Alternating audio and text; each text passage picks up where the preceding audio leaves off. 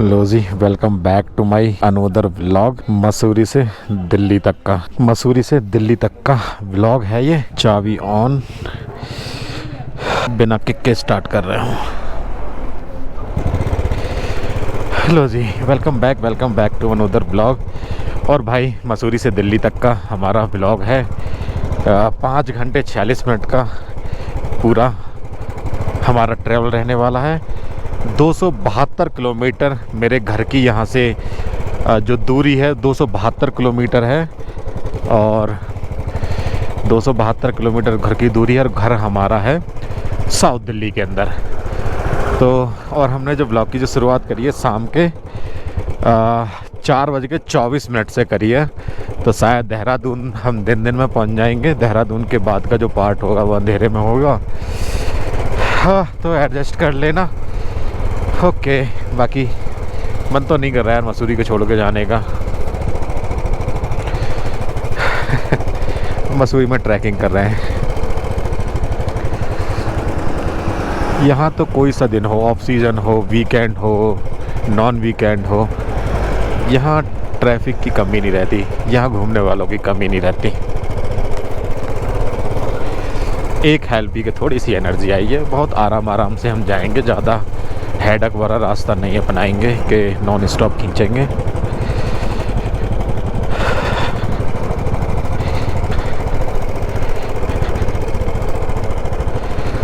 चलो,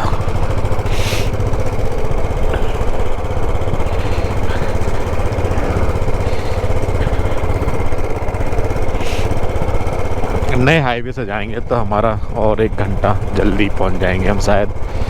नया highway, Google पुराना हाईवे ले रहा है, लेकिन हम आए नए हाईवे से थे तो हमें पता है कि नया हाईवे थोड़ी सी कंडीशन ठीक है उसकी। पिक्चर पैलेस की तरफ से हमने ब्लॉग की शुरुआत करी है। पुनः आगमन की प्रतीक्षा में।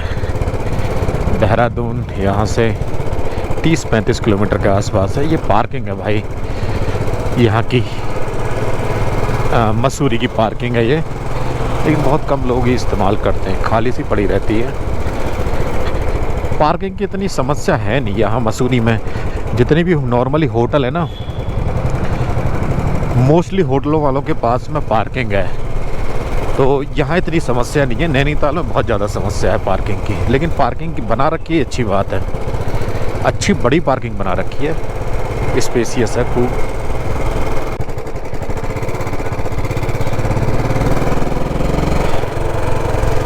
Bye bye Mussoorie. ऊपर से हम लुढ़कते नीचे आए हैं और अभी बिल्कुल जस्ट मेरे बराबर से भट्टा फॉल जा रहा है। आप ये भट्टा फॉल देख रहे हो। जैसे एक कैंपटी फॉल है ऐसे ही भट्टा फॉल है, लेकिन कैंपटी फॉल की मान्यता ज़्यादा है, लोग उधर ज़्यादा जाते हैं। भट्टा फॉल में कम है और कैंपटी फॉल में थोड़ा सा अच्छा नहाने वहाने का थोड़ी सी फैसिलिटी ज़्यादा है, भट्टा फॉल में कम है। आजकल तो मसूरी के रास्ते में बहुत सारे एक्टिविटी वाली चीज़ें खुल चुकी हैं, जैसे पंजी जंपिंग नहीं कह रहा, जो हम रस्सियों पे चलते हैं। पंजी जंपिंग भी होगी, उसका मेरे को आइडिया नहीं है, लेकिन जो बच्चों की एक्टिविटी होती है, झूला चढ़ना, रस्सी चढ़ना, इस टाइप की जो एक्टिविटी होती है, बहुत सारी एक्टिविटी हो गई है मसूरी रास्ते में भी।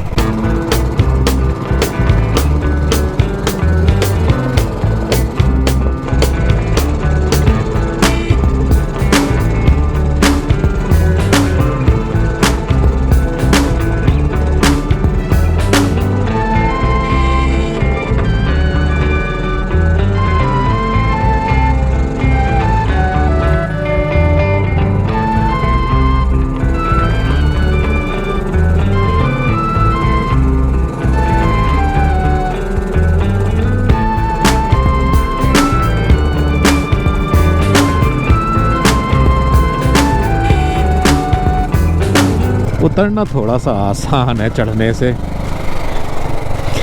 ऐसे रोडों पे, चौड़े रोडों पे। लेकिन अगर जैसे यहाँ फिसलन या बर्फ़ होती तो उसमें उतरना कठिन होता है। ये मैंने नोटिस करा था तुंगनाथ मंदिर। तो हमारा ये फ्रंट वाला गोप्रो नहीं था उस व्लॉग में सिर्फ हम इससे कवर कर रहे थे। तो धीरे धीरे चीज़ें ऐड हो रही हैं। ये है भाई इस रोड की आन बान शान प्रकाशेश्वर महादेव मंदिर। पहला मंदिर ऐसा है जहाँ ना दान लिया जाता है, ना दान दिया जाता है, ना भिखारी मिलेंगे आपको यहाँ पर, बाहर कोई नहीं मिलेगा, ना अंदर दान देते हैं, ना दान लेना किसी प्रकार का, सब पाप है इस मंदिर के अंदर स्पेशली। तो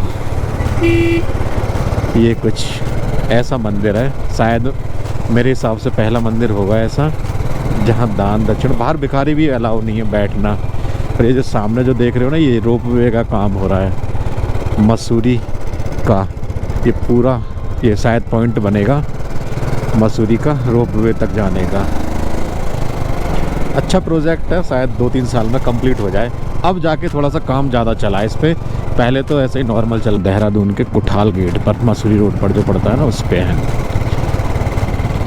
बेसिकली यहाँ ऐसा लगता है जैसे ख़त्म हो गया हो। ये ना कुठाल गेट, कुमाऊँ, गढ़वाल 2 यहाँ रीज़न है उत्तराखंड के फेमस। कुमाऊँ में हमने कम ब्लॉग बनाए, सिर्फ नैनीताल गए हैं, नैनीताल, रानीखेत।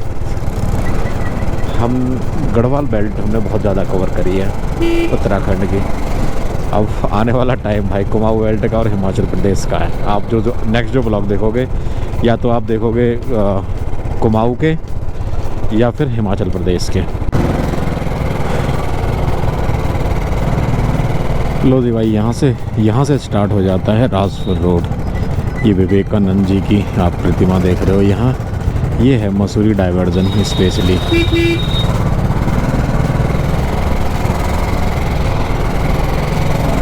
अब हम ट्रैवल करने वाले हैं तकरीबन 4-5 किलोमीटर, 5-6 किलोमीटर राजपुर रोड पर।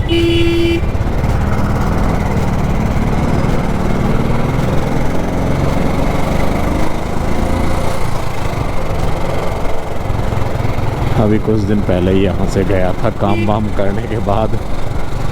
तो है कुछ भाई, कर्म भूमि है हमारी, कभी मन नहीं भरता। यहाँ से हमने अपना निकलना शुरू करा था अपनी दिल्ली से बाहर, इस जगह से।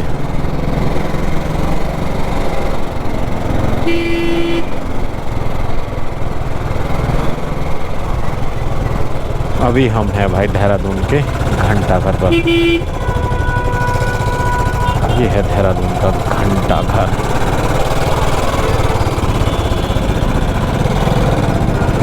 बड़ा बदमाश बच्चा है बिल्कुल ही आगे लगा दी, ना इधर देखा ना उधर देखा। चलो,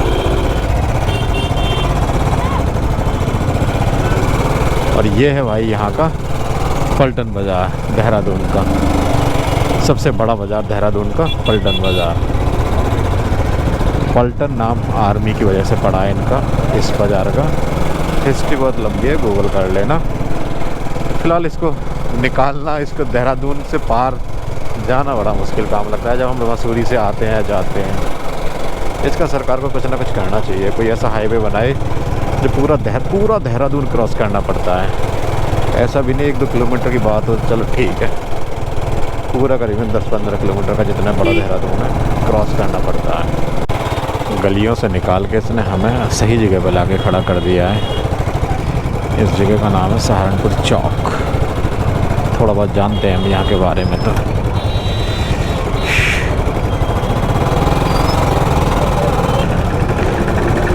अब रूल रेगुलेशन के सहारे तो इस चौक को क्रॉस कर नहीं सकते क्योंकि कोई रेड लाइट नहीं है। सब जिसकी लाठी उसकी भैंस वाला सीन है इस चौराहे पर। चलो फाइनली नाक की सीध में जाना है हमें, कहीं इधर ना उधर मुड़ना है। क्या नए हाईवे पे कोई भी पेट्रोल पंप नहीं है, और इसके बाद पता नहीं मिले नहीं मिले, तो हमने सोचा फुल करवा लें। अब हम दिल्ली तक टेंशन फ्री है।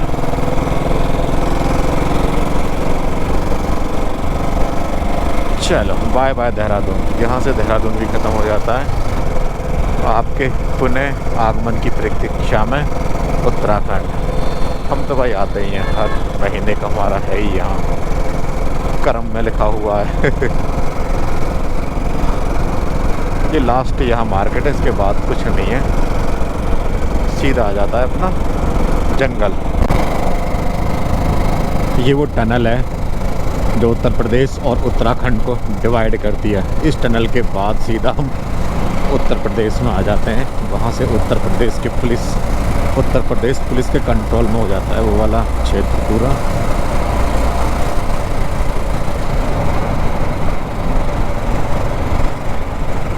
देखो यहाँ लिखा आ जाएगा सीमा प्रारंभ थाना बिहारीगढ़ जनपद सहारनपुर यानी उत्तर प्रदेश।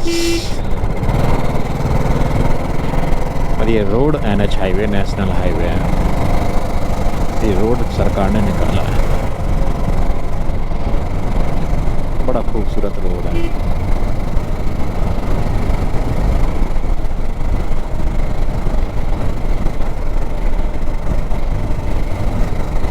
मेरे हिसाब से लास्ट व्यू देख रहे हो पहाड़ों का।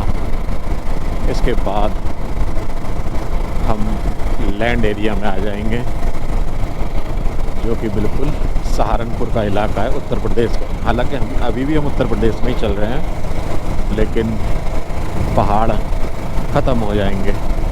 इसके बाद पहाड़ ख़त्म, और जस्ट जिस हाईवे पे हम चल रहे हैं नदी के ऊपर बनाया हुआ हाईवे है।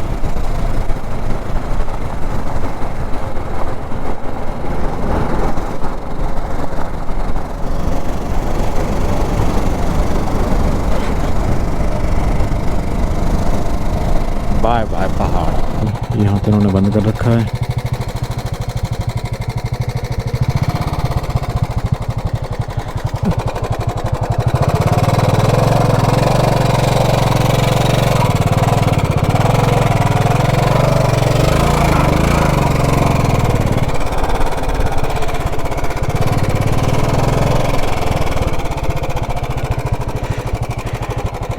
और जो होगा देखा जाएगा। वापसी आएंगे आ जाएंगे।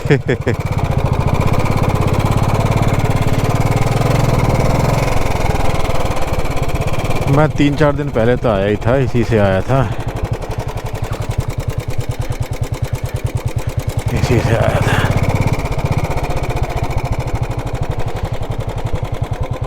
यहाँ से जाएंगे, जिससे आए थे ना ऐसे ही जाएंगे, नया कुछ नहीं ले रहे। हम भाई अपने रिस्क पे आए इस रास्ते पे। मेरे को नहीं लगता कि कोई मिलेगा हमें 100, 150, 200 किलोमीटर तक, 150 किलोमीटर तक। और कई सारी चीज़ें हैं। पानी लेके आए, पेट्रोल अपना फुल करा के लेके आए, अदरवाइज़ दिक्कत हो सकती है। तो इस टाइप के रोडों पर ट्रैवल ना करें रात में, स्पेशली अगर आप सोलो चल रहे हो तो की बात है।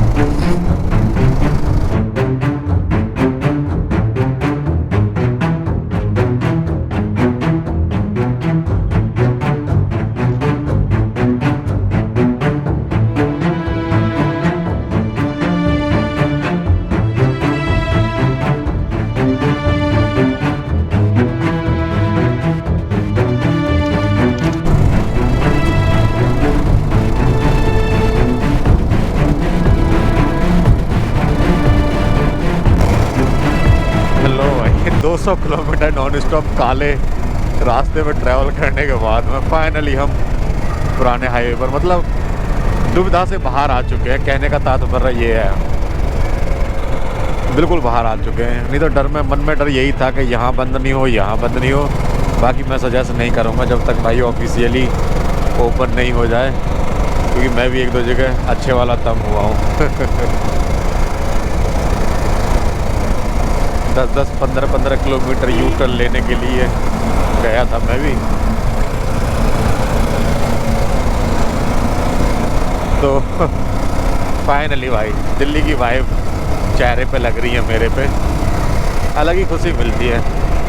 घर है यार, घर से कभी कोई बोर नहीं होता। 4-5 दिन हम अपना घूम फिर के आ गए, इसीलिए कहते हैं घर से अपना कोई बोर नहीं होता। बंदा पहाड़ों में 5 दिन 4 दिन काट सकता है। हमेशा के लिए तो भाई घर ही है अपना। उसी से घर ही एक ऐसी जगह है जिससे बोर नहीं होता। बाकी वेलकम टू दिल्ली। 1 घंटा का रहेगा रास्ता। जो टाइम हमें 10 बज के 14-15 दिखा रहा था देहरादून से अब मेरे घर तक का, वो अब 9 बज के 46 दिखा रहा है। जल्दी भी हो सकता था, हम हमने 10-15 किलोमीटर यू टर्न ले ला के हम तब निकले बाहर, तो वहाँ टाइम लग गया। अभी तो इसका कोई टोल ओपन नहीं हुआ है, कोई भी नहीं चला है, लेकिन मैं ये देख रहा हूँ जब ये टोल चल जाएंगे या कहीं ना कहीं यहाँ जाम तो लगेगा ही, क्योंकि लोग काफ़ी ट्रैवल करते हैं दिल्ली से बागपत बड़ौनी की तरफ। तो वो ये है, पता नहीं सरकार ने कुछ ना कुछ तो सोचा होगा, इतना बड़ा हाईवे बनाया, शायद ना लगे जाम, कोई और सिस्टम, क्योंकि ये जो टोल है इसमें कोई भी पर्सन नहीं बैठेगा, ये अपने आप ऑटोमेटिक टोल होगा। तो कुछ ना कुछ तो है डिफरेंट अदर टोलों से इस टोल में। काफ़ी दिनों के बाद ऐसा हुआ है कि हमें यहाँ तक कोई जाम नहीं मिला। दिल्ली के आश्रम तक हम आ चुके हैं और टाइम हुआ है 9:21। मोस्टली वैसे इस टाइम तक तो जाम ख़त्म हो ही जाता है दिल्ली का। दिल्ली का जाम जो रहता है ना, वो दिन में और शाम के टाइम तो आपको 100% मिलना ही मिलना है। 6 से 5 से 9 तक तो मिलना ही मिलना है। बाकी 9-10 बजे के बाद तो बिल्कुल खाली खाली सा हो जाता है पूरा रोड वोड सब। तब 9:21 पे हम यहाँ पहुँचे हैं, 9:21 पे। हाँ, नहीं तो यहाँ भर भर के जाम मिलता अपने को। बाकी छोटा मोटा तो मिलता ही रहता है, उसकी कोई परवाह नहीं है। यहाँ बहुत तगड़ा जाम मिलता था। तो बाकी भाई ये इलाका है आश्रम, महारानी बाग, न्यू फ्रेंड्स कॉलोनी के आसपास का इलाका है, जहाँ मोस्टली हर ब्लॉग को यहीं ख़त्म करते हैं। अभी घर तक बनाने का ब्लॉग टाइम नहीं आया है। जब टाइम आएगा तो फिर हम घर जाके आराम से इत्मीनान से नहा धो के अपना फ्रेश होके ब्लॉग ख़त्म करेंगे। वो भी टाइम आएगा, जैसे ही आएगा हम ज़रूर करेंगे। अब उतना लंबा टाइम हम दे रहे हैं और देने वाले हैं आगे इन फ्यूचर, तो करेंगे उस चीज़ पे भी काम हम। बाकी आपसे उम्मीद करते हैं ब्लॉग पसंद आया होगा। अगर ब्लॉग पसंद आए हो तो भाई चैनल को सब्सक्राइब कर लेना। सारे ब्लॉगों में बड़ी मेहनत लगी है, अगर पसंद आए तो सब्सक्राइब कर लेना, अदरवाइज़ तो फिर हम और मेहनत करेंगे, लेकिन छोड़ेंगे नहीं बिना सब्सक्राइब करे आप लोगों को। ठीक है, मिलते हैं आपसे नेक्स्ट व्लॉग में। तब तक के लिए जय हिंद, जय भारत, स्वस्थ रहो भाई, मस्त रहो।